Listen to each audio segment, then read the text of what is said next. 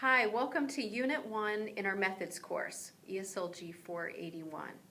So the purpose of our first unit is to make sure that we have at our fingertips all of the most important second language acquisition concepts that we will use to move forward in choosing theories and methods that we will use to guide us in our choices with students. So when I think about second language acquisition and everything that it tells us as teachers, the key ideas that I draw upon are those around learning. How do we learn? How do we learn languages? What is language? What does it mean when we master a language? What kind of language do students need to master? What's good language? And then individuals. What makes one language learner different from another? So that's how I'm going to organize this. I'm going to talk through these and share with you all those concepts that I bring with me when I think about this methods course. If you took second language acquisition in the past, this will hopefully kind of refresh your memory, and you'll names that you were a little rusty over the last month or the last year, the last couple of years since you took second language acquisition will be on the tip of your tongue once again. If you have not taken second language acquisition yet, what this should do is to give you a way to anchor these ideas, to get a sense of them. It may not feel like enough for you, especially if you really like to be fully informed. So there's a couple of options for you. In our textbook, Chapter 2 will not be assigned because it's basically an overview of second language acquisition. But I would encourage you, in addition to the readings that you do for Unit 1, for this unit, to also read Chapter 2. Another option is come see me in my office hours. Wednesday I'm in my office. Mondays I have electronic office hours. Come talk to me and I'll fill you in and help you feel like you're caught up and you know enough to move forward. So let's start with learning. Let's start over here with learning. And one of the key ideas that I bring with me when I think about how learning happens is I draw upon the idea of interlanguage. Interlanguage is an idea that at any given point, a language learner has hypotheses about how a language learns, how a language works. And some of those ideas are right and some of those ideas are wrong. But the thing is that where the learner is, that is their stage in interlanguage. And it really kind of changes our ideas about how errors work and the role of errors. Instead of thinking in the traditional way that errors are bad, if we buy into the interlanguage idea, which I do, then what you see errors is simply developmental, and recognizing that if students weren't making these errors right now, they wouldn't be in this stage. And when they move on to the next stage, they'll be making different errors. So it's not that they'll be getting rid of errors, it's more that they'll be making different ones. So a real key idea for us as we think about the methods that are before us is to think in terms of interlanguage. This also brings up the idea that there are stages. Students naturally go through stages as they're learning. One of those stages may be the silent period. We talked about this in second language acquisition. So for some students, and it's pretty rare, but for some students they actually go through a stage where they're not producing anything. And we learned that this was called, and I'll just abbreviate here, pre-production. Pre-production. So listening, taking it all in, not producing anything yet. And then there is early production. So starting to produce, early production, producing one-word answers, yes or no. Do you want cake or brownie? I want a brownie, that kind of thing. So very, very little.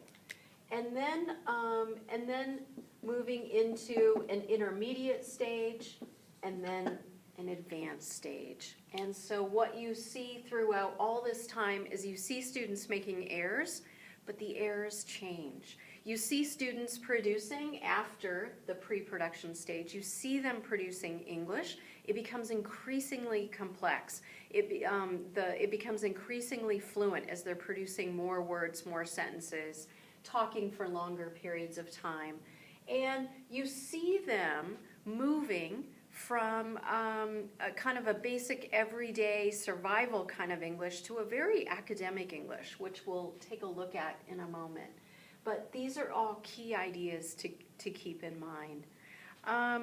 Some other ideas related to stages. The idea of fossilization. And fossilization, thank goodness, doesn't happen very often, but it's when a student is beginning to learn a language and then they stop. Just like a fossil is hardened at the moment that it became a fossil, it stopped moving forward, it stopped changing. That's fossilization. And that's when someone is moving through interlanguage and then they get stuck. And so that's a key idea to remember as well. Other ideas are the idea of scaffolding. So as students are moving through these stages, there are specific things that teachers can do to scaffold for them. So in other words, if you are painting your house and they're, maybe 5 feet and below, you can reach with your paintbrush. But to be able to reach above 5 feet, you need a scaffolding. That's a great metaphor for what we're talking about here. What the teacher can do so that students can actually achieve more. And the researcher Krashen had a lot to say about what that scaffolding can look like.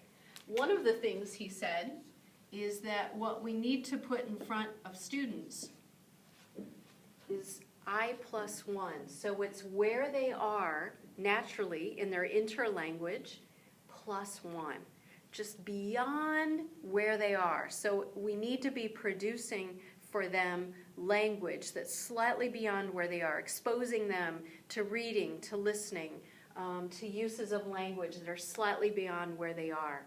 But it's not just that that's key. He also had the idea that it needed to be comprehensible. It needed to be comprehensible. In other words, if students can't understand it, it's like it never happened. And so that puts a lot of onus on us as teachers. Krashen had a lot more to say about what's necessary for that scaffolding to happen. He also believed that the way that students feel, let me switch markers, that the way that students feel matters. And so he came up with the idea of the affective filter.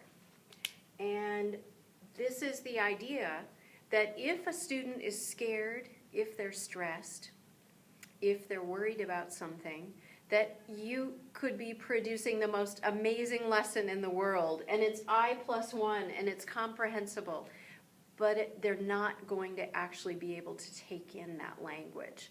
And so what we need to do is to be cognizant of how students feel in our classrooms. And we need to manage that affective filter to keep it low, so more of what we're producing can make it in for the students. And this is also related to the idea of the difference between input and intake. Input and intake. Before Krashen, we believed that if a student was exposed to language, that they would naturally, that's what they would take in. It's the idea of a student as a sponge, or a student as an empty vessel, and the teacher is just filling them up.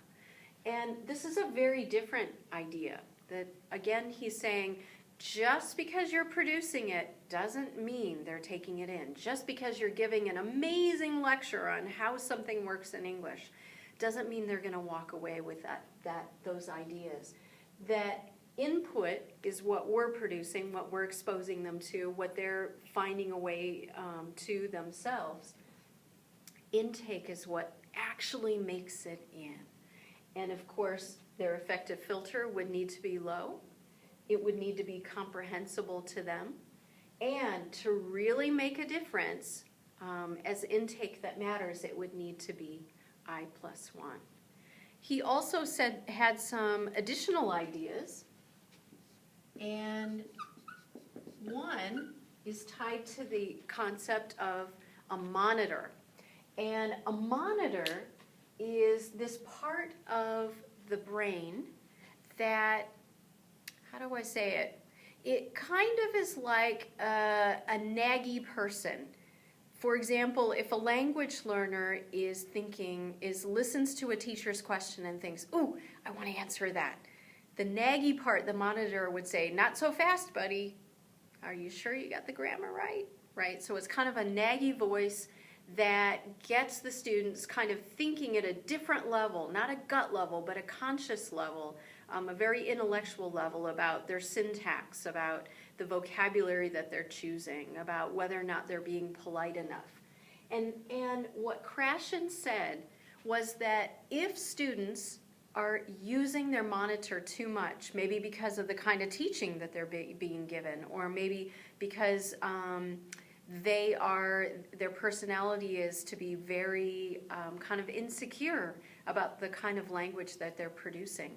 If they're using it too much, what that will lead to is language learning. That's not what we want, he says. Let me move this a little bit. That's not what we want. He said what we want is we want acquisition, and second language acquisition or foreign language acquisition. But what we're looking for is acquisition, not learning.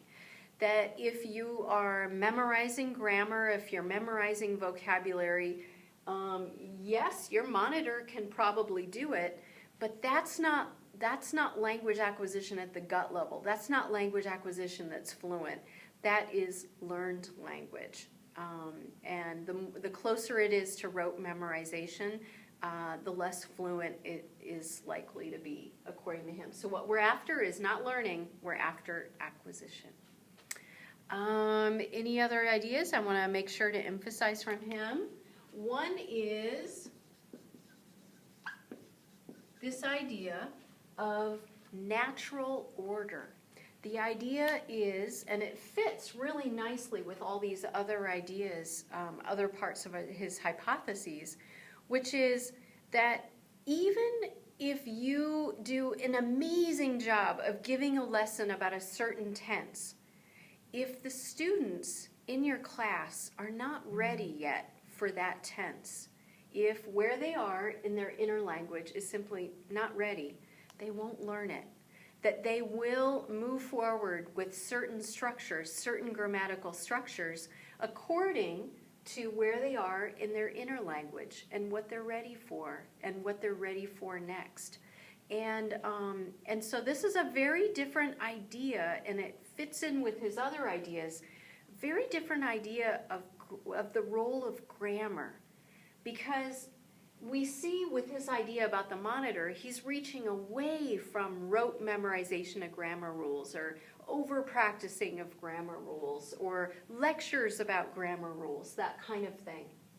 And instead, what we're looking for is to provide students with the input that they can make intake that they're actually ready for, to follow that natural order. And so this is a very different idea of grammar that we're following. Anything else I want to emphasize from that?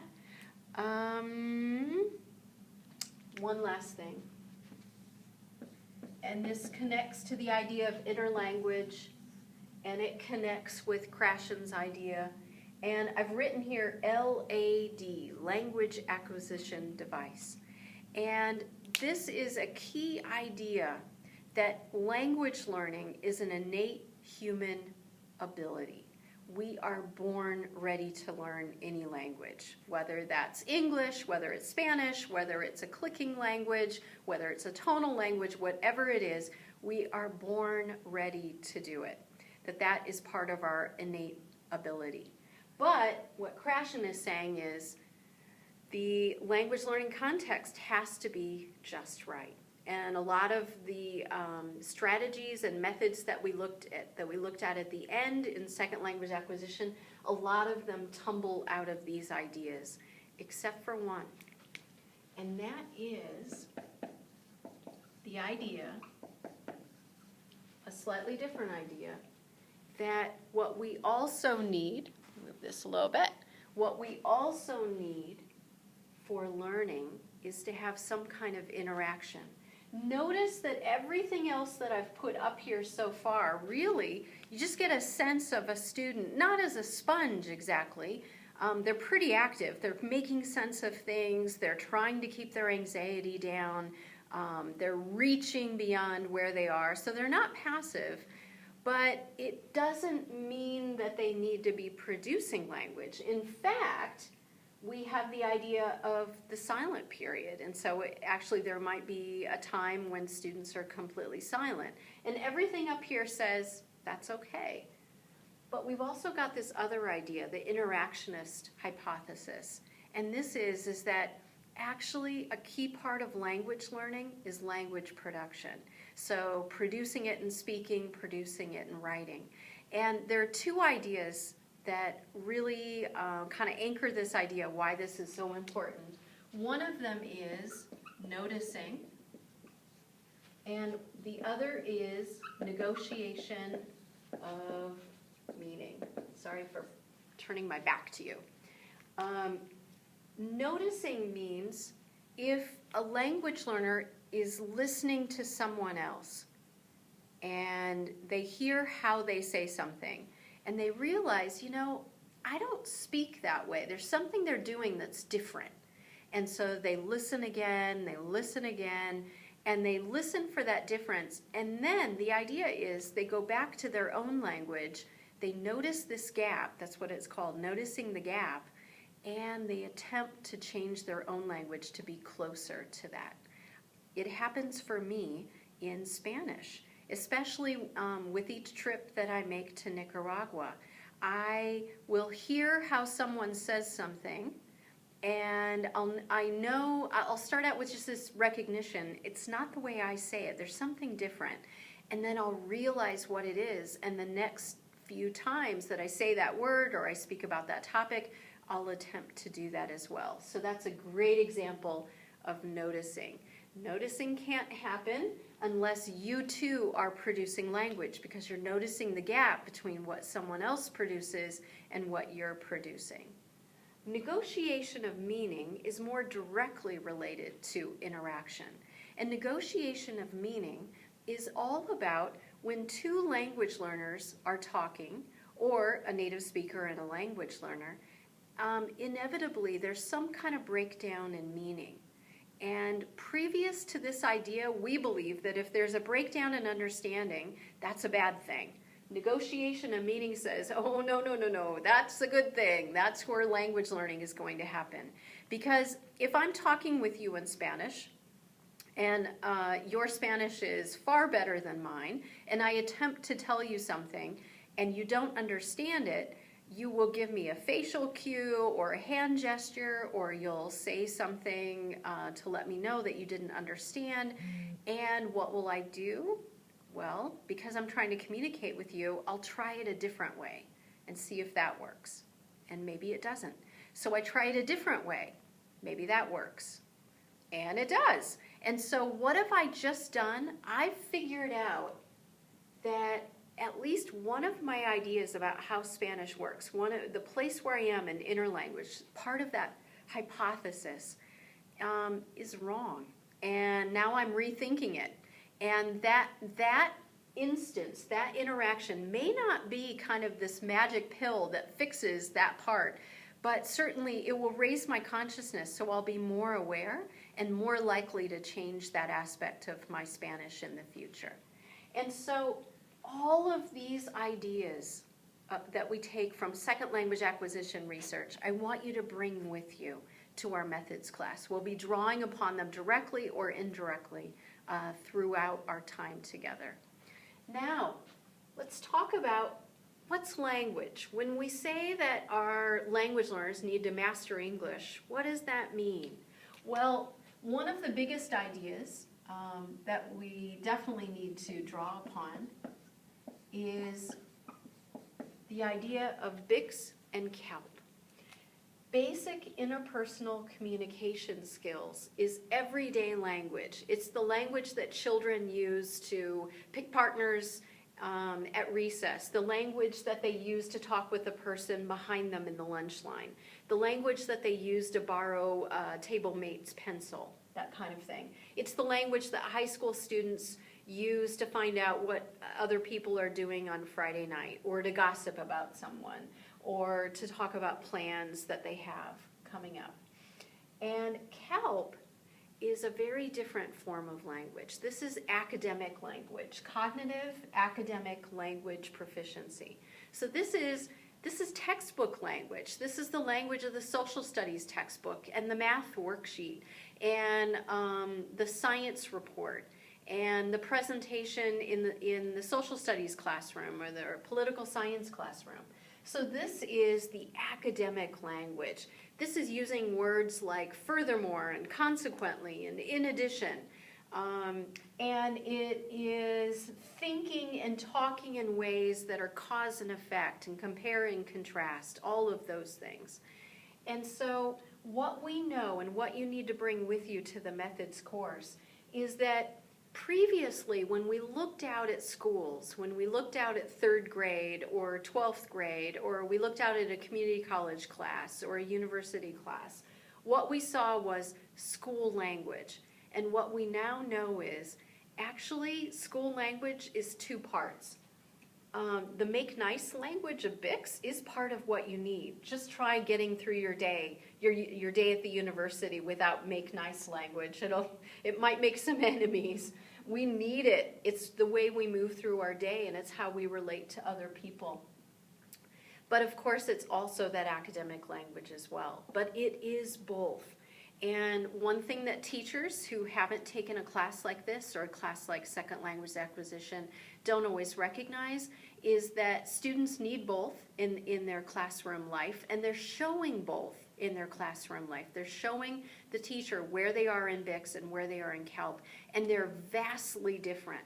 BICS tends to come first for most students, and CALP comes later. BICS is mastered somewhere between 6 months and 2 years, and CALP anywhere from 7 to 10 years. So it is a long time. Even after students sound very fluent, it's a long time before they're not struggling in some way with academic writing or reading their history textbook, that kind of thing. So very, very key idea that we have there. We also have to talk about style. And I'm writing the words careful and vernacular. And vernacular means everyday, informal, what we use in our everyday life. And so Elaine Tyrone came up with this idea of style, and she used it to help explain to teachers, again, why teachers might see very drastically different output from their students. So they might hear them giving a presentation to the class, and it's a very different form of English than they're using when they're talking with their partner about a lab experiment. And so this has to do whether or not students are being careful with their language. They are checking, they're using their monitor, to use Krashen's word. They're checking what they're about to say. They might be planning, practicing. I do that with Spanish as I'm walking to an appointment, as I'm walking to a meeting. Even if the meeting will be conducted in English, I always like to start in Spanish, partly to show that I'm a language learner too, but I think it's also respectful of the context. And so I don't want to sound like a fool, and so I am practicing. I'm practicing what I'm going to say. And that is an example of careful language for me. Vernacular is when you're simply producing language off the cuff. You are, without thinking, just producing language. It's relaxed, it's not formal. This is the kind of thing that happens for me when I sit on a bus in Nicaragua and the poor person who sits next to me has to talk to me for the next 30 minutes. And I produce lots of Spanish, and I'm sure it's quite problematic. But I'm not thinking about it. I'm not checking myself. To use Krashen's term, I'm not using that monitor. I'm just using my vernacular style. Very different than when I begin a presentation. Most of the presentations I give in Nicaragua, I start out in Spanish, and I really am very careful with that Spanish that I'm using then. So we have to bring these ideas with us because they're going to help us understand the kind of tasks that we're putting in front of students, and often there's two parts of the task, both BICS and CALP, and there's also often two parts to the task in terms of the kind of style that students have to produce. If we put students with a partner and they need to plan out a presentation and then carry it out, there will be lots of vernacular production of English at first, and then that final presentation probably will be a very careful style. So we need to be aware of that, partly so we can understand what it is that our students are producing. Another thing we need to talk about is we need to talk about the concept of good English.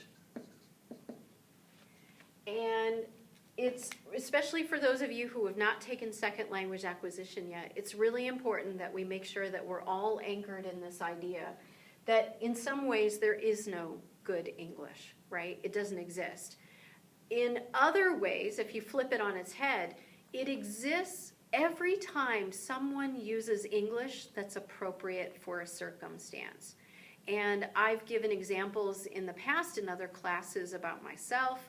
And when I go back home, I speak a dialect, a farm dialect, a northern Indiana farm dialect of English with my family. And that there is good English. If I were to use the kind of English, the very kind of CALP, the very often careful English that I use with you, with my parents, that would create a distance. And so that would be bad English, right? So we have to be ready to think of good English as a deictic term. What's a deictic term? Deixis means a term is empty. It has no meaning unless it's connected to a context. So for example, if I say you, it's an empty word. Who's you? It only makes sense. It only has meaning within a context. Good English is like that. There is no such thing as good English except within a certain context, and that's when it's appropriate. And that leads us to talk about, so when someone has mastered English, what is it exactly that they've mastered? Well, at first we thought that what that means is that they have mastered the language grammatically. So in other words, and when we say grammatically, we don't just mean grammar. We mean the little bits, the vocabulary and all the different elements of grammar, getting the syntax right, how we order words, getting the morphology right, whether or not you add endings at the beginning or the end, how you change endings, that kind of thing. And so at first, in the history of our profession, even before we were a profession, we very much had an idea that to learn a language means to learn these little bits.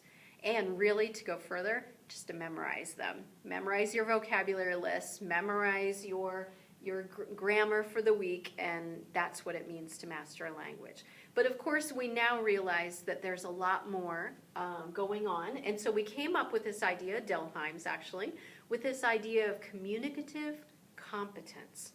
And he says, grammatical competence, absolutely, it's part of it, but it's only part. What else is there? There's strategic. If you have mastered a language, then this means that you've mastered how to use strategies.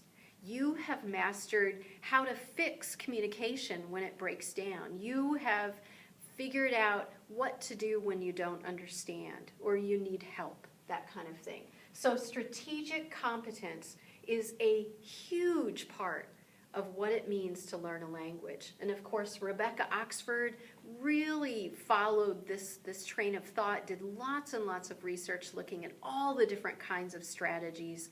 And we looked at those in second language acquisition. I won't go through all of them here.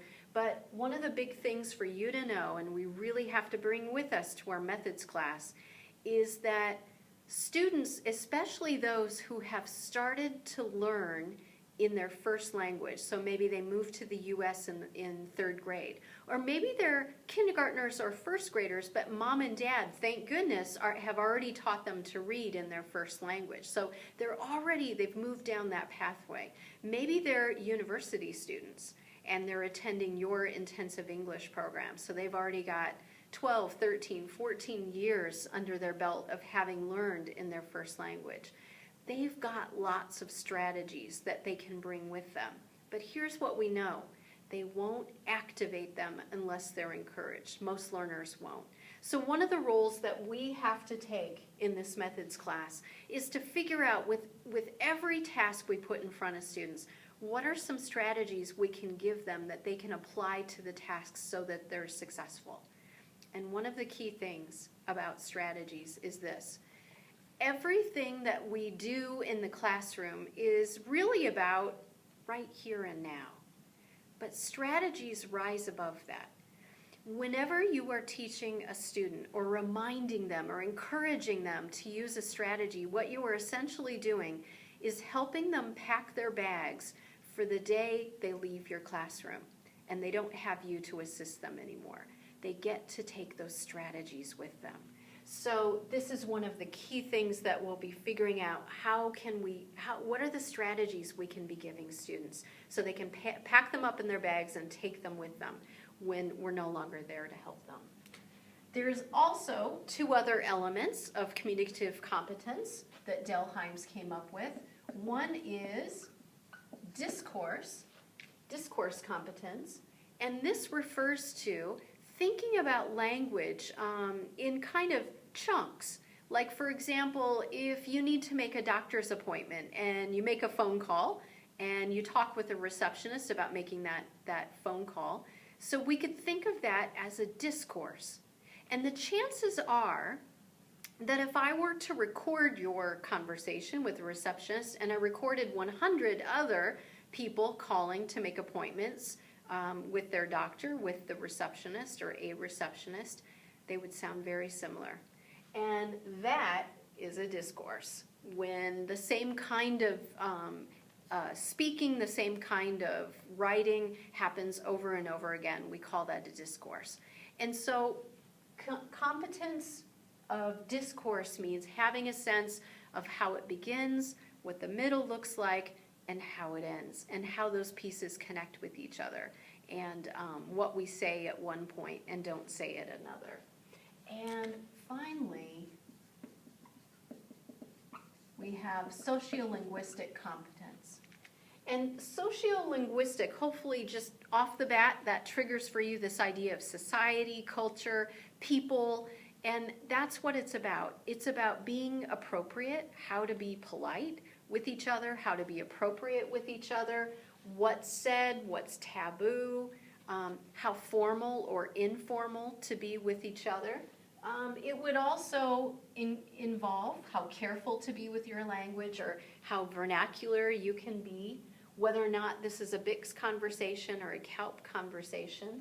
And so sociolinguistic competence is kind of this little quiet thing that I think a lot of us don't spend a whole lot of time thinking about. But if students can't get that right, they will not make friends. They will not make friends with their professors or their instructors, their teachers, and they will just have a generally tough time because we really have to find the right pathway to be polite with each other. And really, I want to say polite enough. If you're overly polite, that's impolite, right? Because it's not quite appropriate. So these are all some different aspects of what we need to be thinking about around language and how it's going to shape our ideas about methods. And finally, let me turn this. Let's talk about individuals. Okay, so when we think about two language learners who are in your class and they are receiving what you're providing, you're teaching very differently, they're producing very different products, one seems to be moving forward, the other one not so much, and you're asking yourself, well, why are they different? When we think about individual differences, this gives us a whole menu of options that we can draw upon to help figure out what exactly is going on, what, especially for the student who's struggling, what might be getting in the way. And so I'm going to kind of walk through a lot of those with you. And the first is culture shock. One of the things that we know from second language acquisition that can make a huge difference for students is whether or not they're experiencing culture shock. And we always, whenever I talk about culture shock, there's always some pieces that we have to kind of take apart to make sure that we all have removed the myths from culture shock and we've replaced them with the realities. One of them is that culture shock can occur at any time. According to kind of sitcom television popular theory, it happens maybe 2 weeks after you arrive in a new country. You don't have to move to a new country to go through culture shock. Culture shock can occur whenever there's a difference between home and school, or between home and your work environment. So whenever there's that difference, you are prone to go through culture shock at some point. And it's not like getting inoculated and then you never go through it again. Culture shock can happen whenever we're going through a rough time. So you might go it through, if a student is born in the US, they might go through it in kindergarten when there's that big shock of an English-only kindergarten, very different from the culture at home. And then they might go through it again in 4th grade when there's a shift in schools, or they might go through it in 7th grade when they start to have some other problems. And so it can happen again and again. So culture shock is something that we should be aware of for all of our students in which there's any difference at all between home and school. Other things to think about, we also need to think about what's called language distance. And with language distance, this refers to the idea that when you are learning English and your first language is Korean, you might have, and you will have, a very different pathway to mastering English than someone whose first language is Spanish or Russian or Mandarin. And this is due in part to how different the languages are, how different morphology works, how many cognates there are, how differently the syntax is, whether or not you're moving from a tonal language to an atonal language, or from a clicking language to a non-clicking language. And so the bigger the difference between the first language and the second language, and in our case the second language would be English, the more students might experience a longer time and a bigger struggle. And so that's something for us to kind of keep in mind. There's lots of personality factors as well. We've got motivation, and what research tells us is motivation is probably the key factor for students. We talked in second language acquisition about both intrinsic and extrinsic motivation. Intrinsic, you just naturally love doing this thing. You do this thing and it's so pleasurable. You enjoy it, you lose time, you go through flow. And extrinsic, you're working for a grade, you're working for a certain score, you're working so that you can get entrance into a program or so you can get approval from someone else.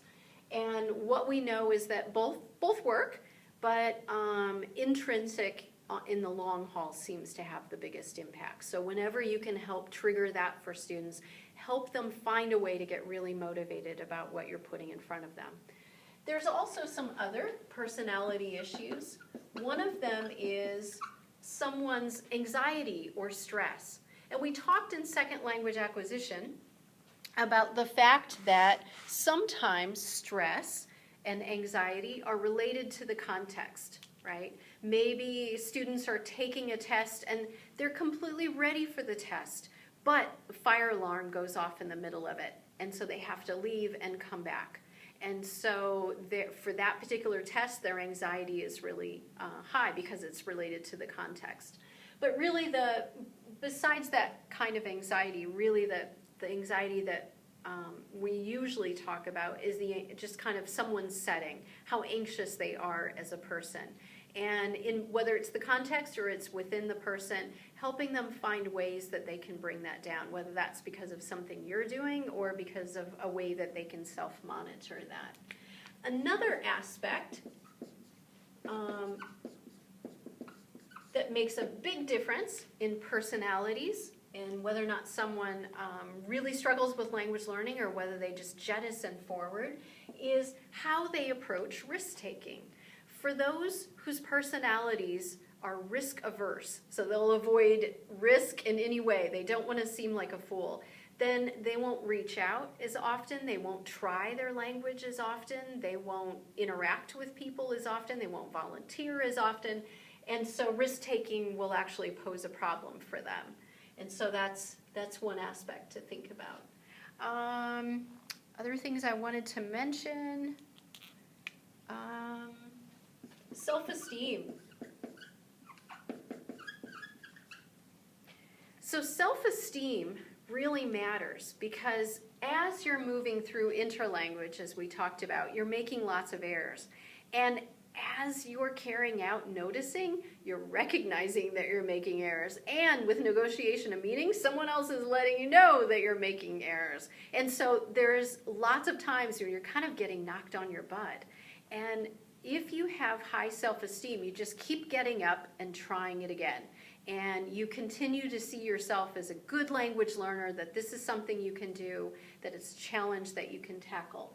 If self-esteem is something that you or your learner struggles with, then too many falls in one day or in 1 week or in one semester or quarter, and students might struggle a little bit. Some other aspects I wanted to mention, tolerance of ambiguity.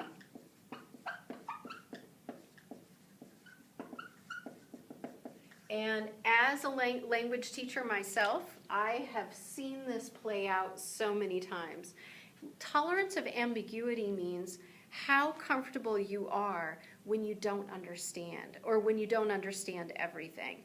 And so a student who is okay reading a paragraph just for the gist of it, and they're willing to talk with a partner even though all they really got was kind of the big main idea, there's lots of words they didn't know, they will have a higher tolerance of ambiguity. And just like the risk takers, they're going to reach out, they're going to take more opportunities, and they're going to really kind of operate almost beyond their language level. But someone who has very low tolerance of ambiguity, not knowing will scare them. And so they will continually try to stay at I-1. They'll want to be at the language level where they understand everything. And I think Krashen's right when he says if we're not continually putting students in front of I+1 material, they're not going to grow. Some other ideas that we need to think about all are connected with the idea of social distance. And social distance comes from Schumann's idea that how two groups feel about each other, how they relate with each other, really determines how the language learners will do. And when I say these two groups, I mean the target language group. So let's say in Spokane, those English speakers of Spokane, and the language learner group. So we can take a recent group. There are lots of new arrivals from Syria, many speaking Arabic. And so we've got the target language group and we've got the learner group. And so what he did was he said that the more social distance between those two groups, the less likely the language learners are actually going to master the target language. So in other words, in this case, the less likely the Arabic speakers are actually going to master the English. So what creates that social distance? Well, one thing he talked about, and I think it's key, attitude. What is the attitude of the two groups towards each other? If there's dislike from either group, then you've got problems. And another thing he talked about is power difference. If there's a huge difference in power between either way, that the language learners will not be likely to learn. Another thing he talks about is how congruent are the cultures? Are they very similar? If they are, more likely the language learners will feel very little social distance and they'll master language even faster. Another thing he talks about, for the language learners, how long is their intended time of stay? If they are, for example, refugees who have been placed in Spokane, and what they're thinking is in 10 years the war will be over and they'll be able to go back. That's a very different case than, say, immigrants who have moved to Spokane and they say to themselves, okay, this is our home forever. The next 5, 6 generations of our family, this is where we're from. So that's a very different sense of how long we're going to stay here. And what Schumann found is it makes a big difference in how invested the language learners are in learning the language of the target language group. Any other things that he mentioned? He also talked about how much the two groups interact, and he used 2 terms, cohesiveness and enclosure. So how closed are the groups and how likely are they to kind of cross pathways in the place where they are. So the more closed off they are, the more the social distance, and the less likely they are to cross paths, the more social distance. So those are the key ideas that I bring with me when I think about what makes one language learner different than another. So most of the ideas that we'll be drawing upon will actually be coming from the concepts around learning, the concepts around language, but every once in a while we will end up in a discussion when we say, well, for this kind of learner, this might work. For this kind of learner, this might work. And so sometimes we will talk at the level of individuals. So I know this was a whirlwind, but hopefully for those of you who've done second language acquisition, this has all of those terms, even some names like Krashen and Cummins and Tyrone, kind of Schumann got you thinking about them again. And for those of you who intend now to go on and read chapter 2 or to come visit me in my office hours, at least now you have a sense of the big picture. Okay?